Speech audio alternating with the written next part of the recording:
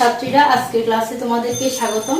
আজকে আমাদের টপিক ছিল how to write a good paragraph. তোমরা বিভিন্ন ক্লাসে প্যারাগ্রাফ লিখেছো আমি জানি, তবে প্যারাগ্রাফ লেখার নিয়ম জানলে প্যারাগ্রাফের মানটা অনেক উন্নত হয়। সেজন্য আজকে আমার আলোচ্য বিষয় হলো how to write a paragraph. আর একটা প্যারাগ্রাফ লিখতে হলে চারটা বিষয়ে ভালোভাবে খেয়াল করতে হয়। প্রথম হলো যে টপিক সেন্টেন্স। টপিক সেন্টেন্স হলো মেইন আইডিয়া, অর্থাৎ প্যারাগ্রাফটি যে বিষয়ে প্রথম সেন্টেন্সটি সেই বিষয়ের একটা সম্যক ধারণা দেবে। অর্থাৎ প্রথম সেন্টেন্স দেখে আমরা বুঝে যাব প্যারাগ্রাফটি কি নিয়ে। মোস্ট ইম্পর্ট্যান্ট লাইন প্যারাগ্রাফের মধ্যে এই টপিক সেন্টেন্সটি। দ্বিতীয়ত হলো সাপোর্টিং সেন্টেন্সেস। এই মেইন আইডিয়া বা টপিক সেন্টেন্সকে সাপোর্ট করে কিছু লাইন তোমাদেরকে লিখতে হবে। You have to write a few lines about supporting the topic sentence. Okay. Adding details. Adding details টা হলো অর্থাৎ তোমাদেরকে যে তোমরা যে সাপোর্টিং সেন্টেন্স গুলো লিখবে সেটার আরো কিছু ডিটেলস যদি তোমরা অ্যাড করো তাহলে দেখা যায় তোমাদের প্যারাগ্রাফটা আরেকটু পরিপূর্ণ হয়। আর শেষে হলো কনক্লুডিং সেন্টেন্স, অর্থাৎ পুরো সেন্টেন্সটাকে তুমি সামারাইজ করে একটা লাইন লিখবে। আর আশা করি বুঝতে পারছো এই চারটা অংশই টপিক সেন্টেন্স কি এবং আদার যে এলিমেন্টস আছে। তবে আমি যে চারটা পয়েন্ট দিয়েছি, একটা প্যারাগ্রাফের মধ্যে তোমাকে চারটা জিনিস লিখতে হবে, আলাদা কোনো চারটা প্যারা নয়। প্যারাগ্রাফ হচ্ছে একটা প্যারা। তাহলে আমরা আজকে ট্রাফিক জ্যাম এই প্যারাগ্রাফের উপর ভিত্তি করে আমাদের প্যারাগ্রাফ লেখার যে নিয়মগুলো সেগুলো আলোচনা করব। দেখো আমি একটা সেন্টেন্স লিখেছি প্রথমে, সেটা হচ্ছে traffic jam is a long queue of vehicles on a road. এটা হচ্ছে যে আমাদের ট্রাফিক জ্যাম প্যারাগ্রাফের টপিক সেন্টেন্স।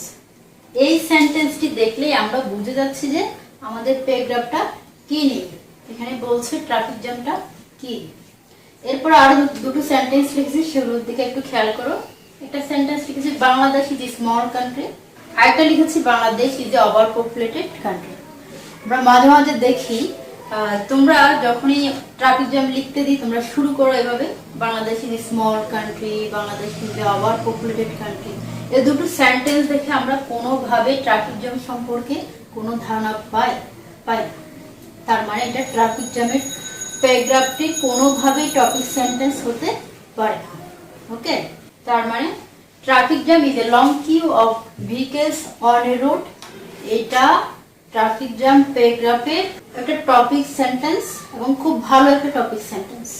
আর বাকি যে দুটো লাইন লিখেছি এগুলো লিখলে কোনোভাবে এটা টপিক সেন্টেন্সের মধ্যে পড়বে না। এবার আমি আলোচনা করব সাপোর্টিং আইডিয়া।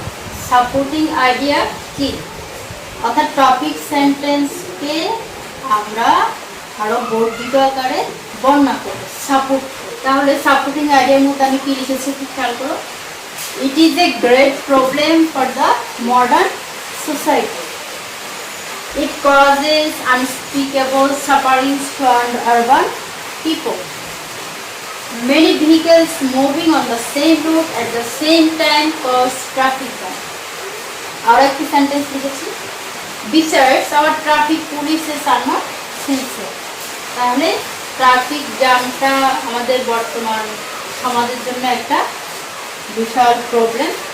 তারপর হলো এর ফলে মানুষের অনেক অসুবিধা হয় এবং কী কারণে ট্রাফিক জ্যাম হয় সেটা বললাম। তারপর বললাম যে আমাদের ট্রাফিক পুলিশরা তারা আন্তরিক নয়। তাই আমি কিছু সাপোর্টিং আইডিয়া দিয়েছি। এই সাপোর্টিং আইডিয়াগুলোকে আরও স্ট্রংলি প্রকাশ করার জন্য আমরা কি করতে পারি, এবার অ্যাডিং ডিটেলস। ওকে, তো adding details makes stronger to our paragraph. Okay, now I am discussing adding details. Okay, the drivers are indifferent to traffic rules. Besides, people don't follow traffic rules. Our point is we feel extremely bored when we are in traffic jam because it kills our valuable time. These travelers should not be allowed to continue. Strict laws should be imposed to control traffic jam. তার মানে adding details makes a paragraph strong.